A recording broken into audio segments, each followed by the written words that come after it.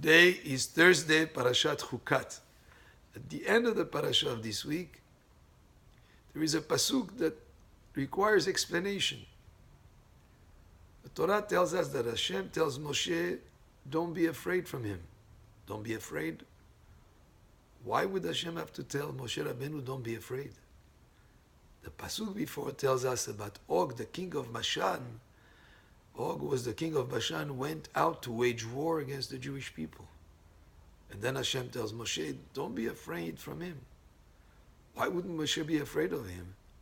That's unusual, because after all the miracles that took place in the desert and since the Exodus, Hashem was there to save the Jewish people from every challenge. And for Moshe Rabbeinu to be afraid to the point where Hashem has to reassure him, please don't be afraid.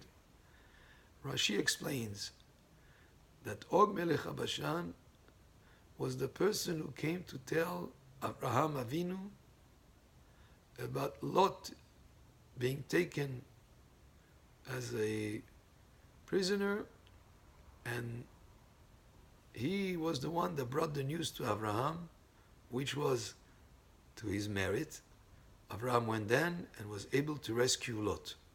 And therefore, since Og, the king of Bashan now, years earlier, since the time of Abraham, he lived a long life, since the time of Abraham, he actually had the merit of informing Abraham Avinu that his relative was in trouble, even though according to some commentators, his whole plan was that Abraham would go and not be able to win the war against those powerful armies, and Og maybe would be able to get Sarah.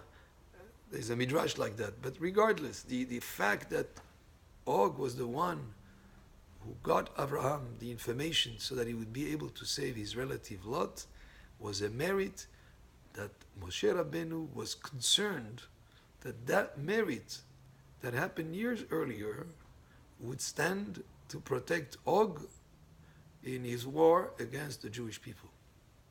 And that was something that he was concerned about. That's why Hashem had to reassure him, don't be afraid. The Zohar Kadosh today, in the Chok L'Israel of today, brings another reason, that Og was part of Abraham's household, and as part of Abraham's household, he had done also the Brit Milah, he was also circumcised. And the fact that he had Brit Milah done, Moshe Rabbeinu was concerned that that zechut, that merit of the Brit Milah, would protect him in the war against the Jewish people that he came to wage against them. And from this passage we see, from this pasuk, we see an incredible principle, how a mitzvah can go a long way to protect a person, to the point that Moshe Rabbeinu, with all his merit and the merit of Al Am Israel, was concerned that the mitzvah, that merit that Og had with him, may be something that would be in his favor in the war against the Jewish people.